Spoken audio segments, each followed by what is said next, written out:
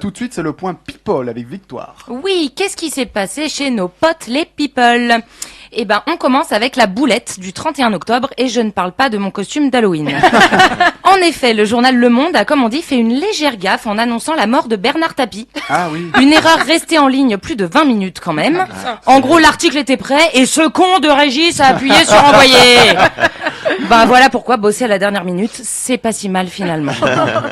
Tu sais, Christine Boutin avait annoncé la mort de Chirac. Mais il y a combien de morts qui sont annoncées comme ça sans... Mais en même temps, quand les personnalités comme ça sont malades depuis un certain temps, je pense que les mecs, voilà, ils prennent de l'avance. C'est préparé. Et bah voilà, bah Régis a appuyé sur publier, il s'est planté et puis il s'est excusé et puis voilà. Hein.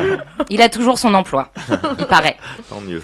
Le 23 novembre dernier, Ophélie Winter était victime d'une crise de panique dans un hôtel parisien nécessitant l'intervention de la police.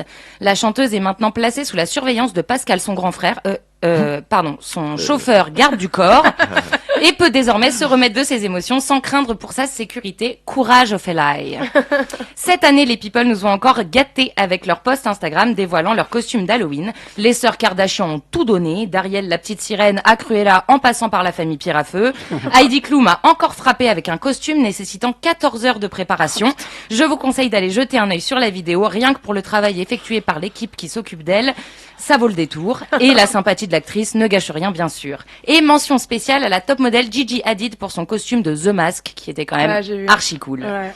Et pour finir sur un truc encore plus funky, ah bah non, ça j'ai pas trouvé. Bon bah, pour finir tout court, Bernadette Chirac s'est enfin exprimée suite au décès de son mari, le président Jacques Chirac. Trop affaiblie pour être présente aux obsèques, c'est par écrit qu'elle a tenu à exprimer ses remerciements pour tout le soutien reçu dans une lettre très émouvante. L'ancienne première dame, que l'on dit très affaiblie, malheureusement reste fidèle à elle-même et digne et classe. Bernadette, quoi. Bernadette. On la salue, Bernadette.